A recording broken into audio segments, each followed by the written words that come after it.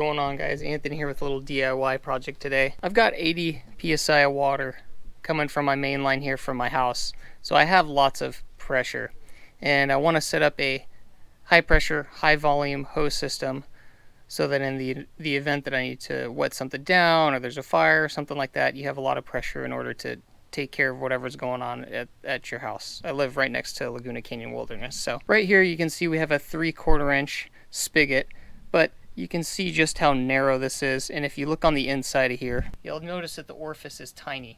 And so every limiting factor in something that flows lots of volume and or pressure is the smallest orifice. We want to get rid of this. We're going to go to something like this, which is a ball valve that has a much larger orifice, and then we'll also go from something like these 5/8 style hoses to something that's wider in diameter, like a 3/4 inch hose.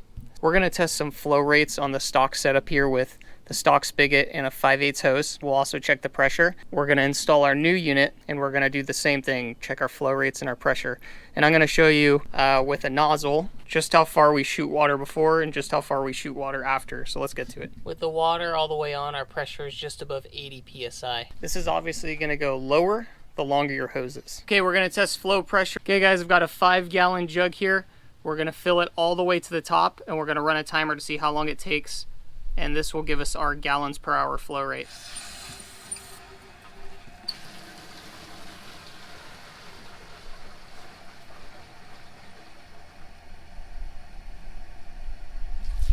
Timer stopped 33.79 seconds. Stock set up in 33.79 seconds. Let's see what that looks like just holding the hose by itself. You can see lots of flow there with 80 psi.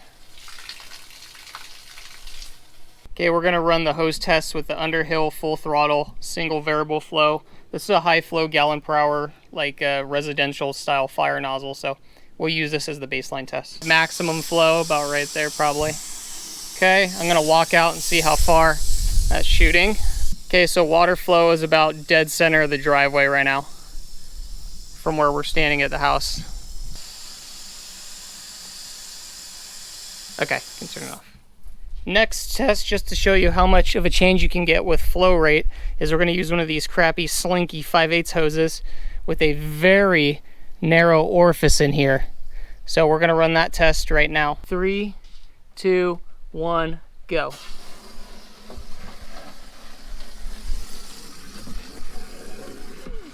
Can tell that this is obviously going much slower now. We've already hit 37 seconds. And we're not even halfway. Finish time 1 minute 26 seconds. That's like well over double, almost triple the amount of time. So now we'll show you just the flow of the regular hose. You can see just how terrible that really is. The water is super fickle. It's not flowing very well because there's so much resistance. We can tell the pressure is terrible now. And our distance is about, our max distance is maybe to here. So these slinky hoses, well, there's a reason why you just don't use them if you need gallons per hour output. Okay guys, I want to show you just why your flow rates suck so bad sometimes. Regardless of your pounds per square inch of pressure, right, whether you're 50, 60, 70, or 80, your flow in gallons per minute is hugely going to depend on the spigot. And that's because the orifice inside the spigot, whether it's big or small, is going to dictate how much water can flow through at any given amount of time. Look just how small that hole is. That is the tiny pencil-sized hole that water is going to flow through from your main water line. And it's going to be restricted by that small little orifice. That is tiny. If you look on this side, well, sure, it looks maybe a little bigger, but your gallons per minute, your flow, is going to be dependent upon your largest restriction, which is going to be here in the spigot. So this is why I got rid of this setup here, and I'm going to show you what we went to. This is what we went to. So this is, again, the same size. This is still a 3/4 inch, same size. However, look at the difference in our orifice. That's almost the same size as the 3/4 inch adapter, so that's probably around 5/8 of an inch, as opposed to the pencil size hole on the one in my left hand. So as you can see, this now has the ability to flow way more water Gallons per minute you flow is going to depend on the pressure coming into your home. Obviously, it is pressure dependent, but all things considered equal, having this will allow me to flow way more water, and that gets way more water onto the ground, onto a fire, onto whatever we're trying to do. So that's why we upgraded to this. Okay, we've got our new 3/4 inch high flow ball valve on here, and we're gonna test the same 5-gallon jug filled to the rim, and we're gonna time it. In 3, 2, 1, go.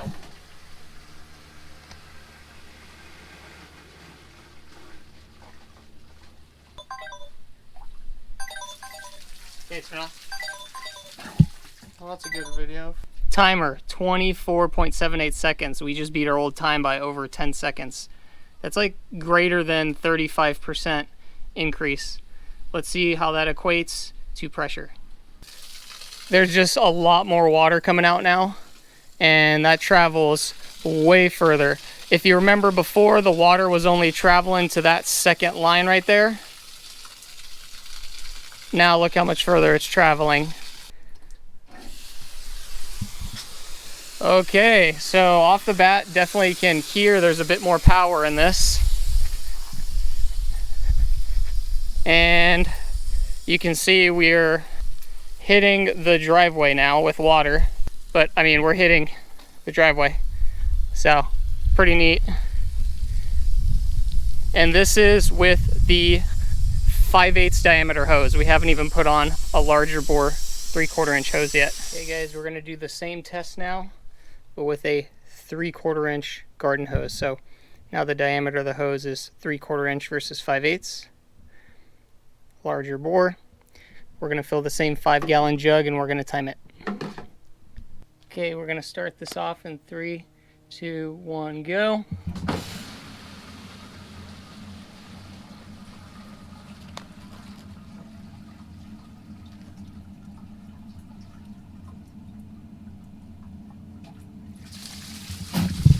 Alright, we did that in a time of 12.83 seconds. So again, much faster than the previous test. Now we'll show water volume here. Huge stream. Tons of water volume coming out the end of the tube. Just to be clear, I can't do the same test as before because I'll shoot well over the truck, and I don't want to get that truck wet. So just so you're aware, this does shoot way farther than the other previous tests we've done. So let's go ahead and set this up. Just gonna set it up here on the camera real quick.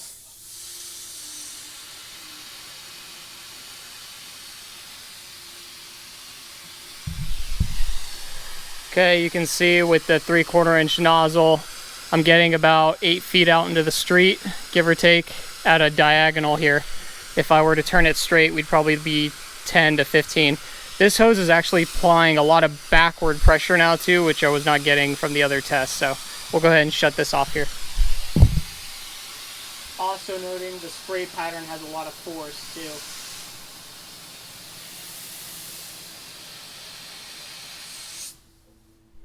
So if you remember before from our tests, we were barely just sort of dribbling water onto the concrete. And then in the test before that, we were just barely hitting sort of right here. Well, with this test, we're getting water well out into the street here at a diagonal.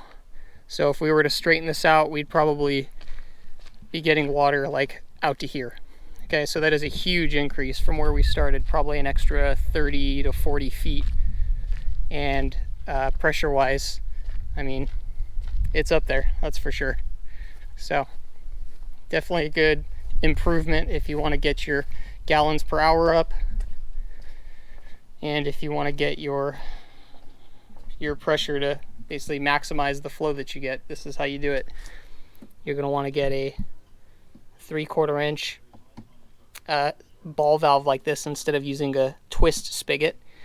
Okay, you're going to want to use a 3/4 inch hose that's got a 3/4 inch inside diameter. So that's very important, not just the threads, but the hose diameter itself. And you want to get a good quality nozzle like I have here. So this is expensive for a hose nozzle. You know, you're looking at $65 to $75 for something like this versus a, you know, $12 store-bought one like this. But you're going to reap the benefits if that's what you want to use. You know, if you want to get distance out of the product, then that's what you're going to have to pay. So I'm very excited to use this. Looks like it's going to work really well for my application. And I hope you guys like the video. I'm going to do a review on this coming up here. So like, share, and subscribe, and stay tuned for that. We'll see you on the next adventure.